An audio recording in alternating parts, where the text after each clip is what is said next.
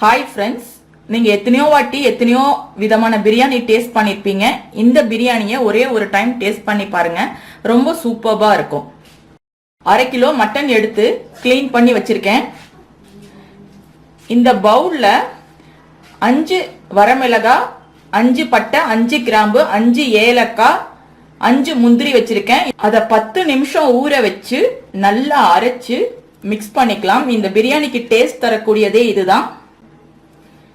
இதுல 1 கப் தயிர், அரை எலுமிச்சையோடைய சாறு, 2 ஸ்பூன் உப்பு, 2 தக்காளி கட் பண்ணது, 1 ஸ்பூன் மஞ்சள் தூள், 1 கொத்து கொத்தமல்லி தலை, 1 கொத்து புதினா தலை ஆஞ்சி வச்சு எல்லாத்தையும் ஆட் பண்ணிக்கலாம்.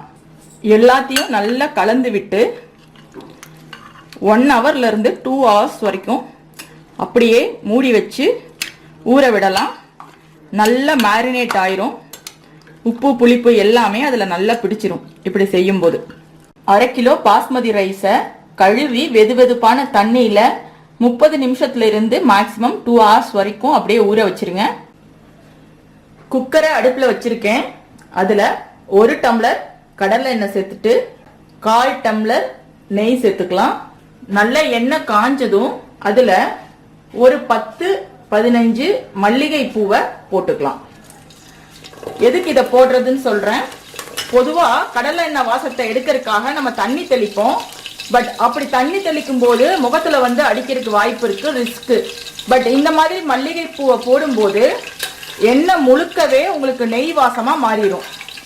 நெய்லயே செஞ்ச மாதிரி டேஸ்ட் வரும், கடலை எண்ணெய் வாசம் வராது. இது வந்து திண்டுக்கல்ல எங்க சம்மந்தி வீட்டு ஸ்டைல். அவங்க இப்படிதான் பண்ணுவாங்க. நல்ல பொரிய விட்டு மல்லிகை பூவை எடுத்து வெளியே போட்டுடலாம். இனி நமக்கு அது தேவையில்லை. என்னதான் நம்ம பட்டை கிராம்பு ஏலக்காய் அரைச்சு போட்டாலும் முழு பட்டை கிராம்பு ஏலக்காய் போட்டாதான் நல்லா இருக்கும். சோ இதுல 1 பட்டை, 1 கிராம்பு, 2 ஏலக்காய், 3 பச்சை மிளகாய் வச்சிருக்கேன். இதை எண்ணெய்க்குள்ளார போட்டுக்கலாம். இதுல 2 பெரிய வெங்காயத்தை கட் பண்ணி வச்சிருக்கேன், அதையும் ஆட் பண்ணிக்கலாம். செவந்து நல்ல பொன்னிறமா வர்ற வரைக்கும் வெங்காயத்தை வதக்கணும். வெங்காயத்தை வதக்கிட்டு 1 டம்ளர் இஞ்சி பூண்டு பேஸ்ட் அதுல நம்ம ஆட் பண்ணிக்கலாம்.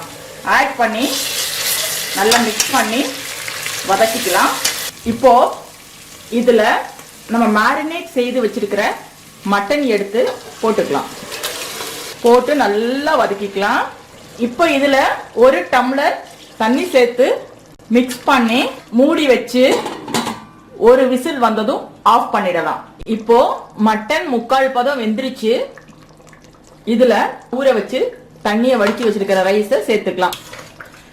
இந்த ஸ்டேஜ்ல உப்பு பார்த்துக்குங்க. உப்பு பத்தலைன்னா நம்ம போட்டுக்கலாம். நம்ம 2 மினிட்ஸ் இப்படியே கொதிக்க விடலாம். தண்ணி அதிகமா சேர்க்காம அப்படியே கொதிக்கும் போது அந்த மசாலா எல்லாமே ரைஸ்ல நல்லா ஒட்டிக்கும், நல்லா அப்சர்வ் பண்ணும். அதனால நம்ம இப்படியே 2-3 மினிட்ஸ் கொதிக்க விடலாம். ஆல்ரெடி பாத்தீங்கன்னா அதுல தண்ணி கொஞ்சம் இருக்கு, சுமாரா அரைப்படி அளவுக்கு தண்ணி இருக்கு. சோ 1 கப்புக்கு 1.5 கப்பு அளவு கணக்கு வச்சு அரைப்படி தண்ணி இருக்கிறதுனால அதை மைனஸ் பண்ணிட்டு நம்ம தண்ணி சேர்க்கணும். இப்ப தண்ணி நல்லா பாயில் ஆகுது. மூடி வச்சு நம்ம 1 விசில் விட்டுக்கலாம். பாத்தீங்கன்னா நம்ம 1க்கு 1.5 அளவு தான் தண்ணி சேர்த்திருக்கோம். அதனாலதான் நம்ம மூடி வச்சு விசில் விடுறோம். இதுவே 1க்கு 2 சேர்த்திருந்தீங்கன்னா கண்டிப்பா நீங்க மூடி வச்சு விசில் விடக்கூடாது, குழஞ்சு போயிடும். வாவ், அருமையான பிரியாணி ரெடி ஆயிடுச்சு.